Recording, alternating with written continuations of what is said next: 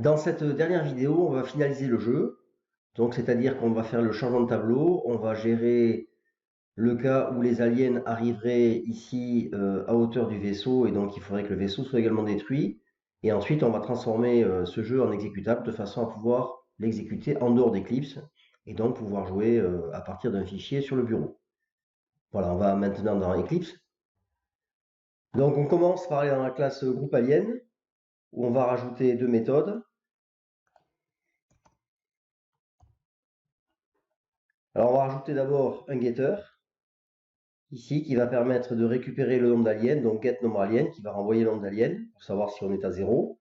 Pour pouvoir faire le changement de tableau, on en a besoin dans la classe scène. Et ensuite, on va créer ici une deuxième méthode qui va permettre de détecter la position de l'alien le plus bas. Puisque si l'alien le plus bas arrive à hauteur du vaisseau, et bien à ce moment-là, on dira que le jeu est terminé, que le joueur a perdu. Donc ici, hein, simplement, bon, je vous laisse regarder. En fait, je parcours comme d'habitude tout mon tableau d'aliens. Et à chaque fois, je vérifie que dans ma case du tableau, il y a bien quelque chose, donc je ne suis pas à nul. Et ensuite, je récupère la position.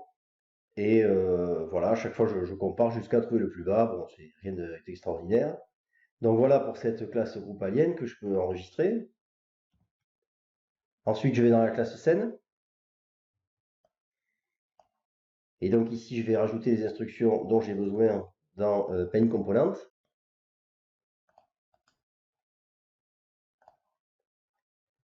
Donc ici, première instruction, c'est celle qui va récupérer à chaque fois le nombre d'aliens. Et s'il est à 0, eh bien à ce moment-là, on va créer une nouvelle instance de groupe alien pour repartir à 0, donc recréer un tableau complet. Et ici, on a à chaque fois, on vérifie que l'alien le plus bas n'est pas à hauteur du vaisseau. Et si c'est le cas, eh bien à ce moment-là, d'accord, si on a le Y du vaisseau qui n'est pas inférieur à la position de l'alien le plus bas, hein, donc c'est-à-dire que l'alien le plus bas arrive à la même hauteur que le vaisseau, et bien à ce moment-là, on détruit le vaisseau ici. Voilà. Donc, bon, on peut lancer si on veut, mais enfin, il n'y a pas de raison que ça ne marche pas. Donc ici, alors voilà, bon.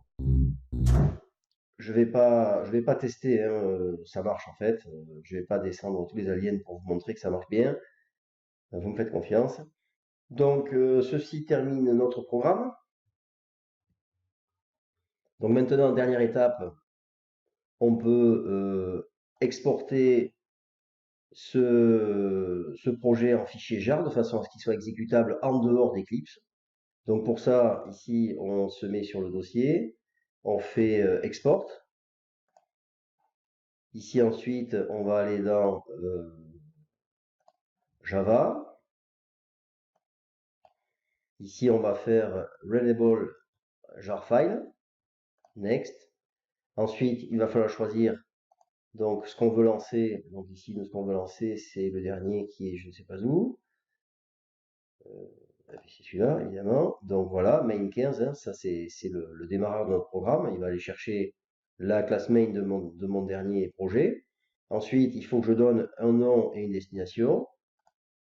Donc on peut aller sur le bureau. Et donc on va créer, par exemple, on va l'appeler donc Space Invaders. Voilà. Voilà, donc ici je lui dis l'endroit où il doit créer le fichier Java en question, le fichier jar qui va être exécutable. Donc je fais finish. Alors moi il me dit que j'en ai déjà un, donc effectivement j'en ai déjà un sur le bureau, donc c'est pour ça qu'il va me l'effacer, vous l'aurez pas, donc c'est pas grave. On laisse tomber tout ça. On va sur le bureau. Ici on retrouve notre fichier qu'on vient de créer. On double-clique en ouvrant et on se retrouve avec notre jeu qui est jouable. Voilà, c'est la fin de ce tuto. J'espère que ça vous aura plu. Alors évidemment, s'il y en a certains qui arrivent au bout, n'hésitez pas à mettre un petit commentaire parce que je pense qu'il y en aura pas beaucoup. Voilà, donc on se retrouve peut-être pour un prochain tuto.